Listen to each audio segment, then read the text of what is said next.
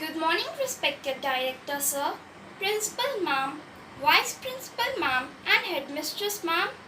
The name of my poem is Goldilocks and the Three Bears, written by Roald Dahl. This famous wicked little tale should never have been put on sale. It is a mystery to me, while loving parents cannot see that this is actually a book about a brazen little crook.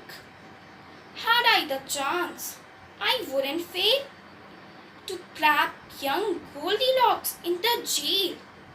Now just imagine how you feel if you had cooked a lovely meal, delicious porridge, steaming hot, fresh coffee in the coffee pot, with maybe toast and marmalade, the table beautifully laid, one place for you and one for dad, another for your little lad. Then dad cries, "Golly gosh, gee whiz, oh grips, how hot this porridge is. Let's take a walk along the street until it's cool enough to eat." He adds an early morning stroll is good for people on the whole. It makes your appetite improve. It also helps your bowels to move. No proper wife would dare to question such a sensible suggestion.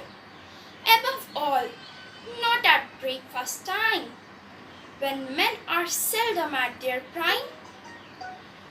No sooner are you down the road than Goldilocks, that little toad, comes sneaking in your empty house. She looks around. She quickly notes 3 bowls brimful of porridge oats, and while still standing on her feet, she grabs a spoon and starts to eat. I say again, how would you feel if you had made this lovely meal and some delinquent little tot broke in and gobbled up the lot? But wait, that's not the worst of it. Now comes the most depressing bit. You are, of course, a house-proud wife, and all your happy married life you have collected lovely things like gilded cherubs wearing wings and furniture by Chip and Dale, bought at some famous auction sale.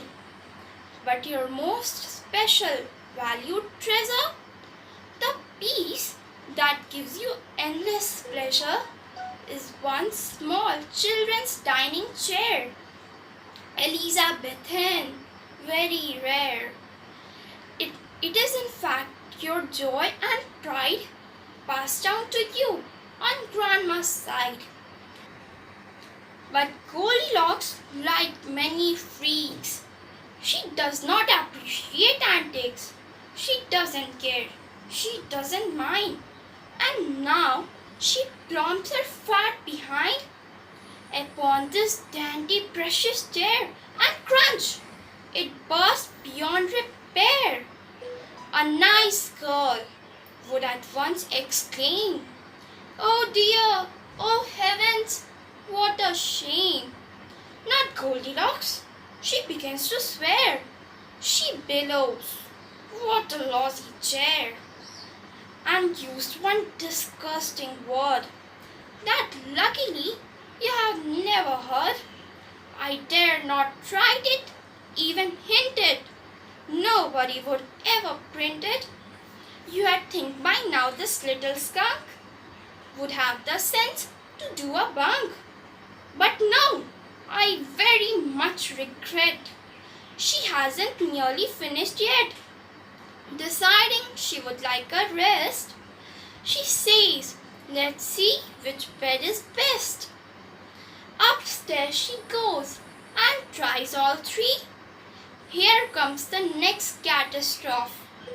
Most educated people choose to rid themselves of socks and shoes before they clamber into bed.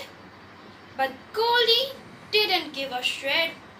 Her filthy shoes were thick with crying, and mud and mush and slush and slime.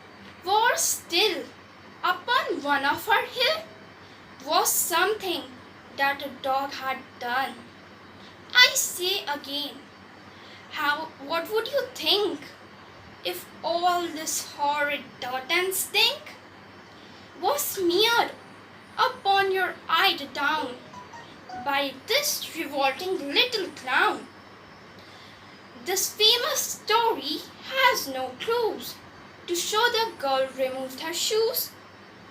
Oh, what a tale of crime on crime! Let's check it for a second time. Crime 1. The prosecutor's case. She breaks and enters someone's place. Crime 2.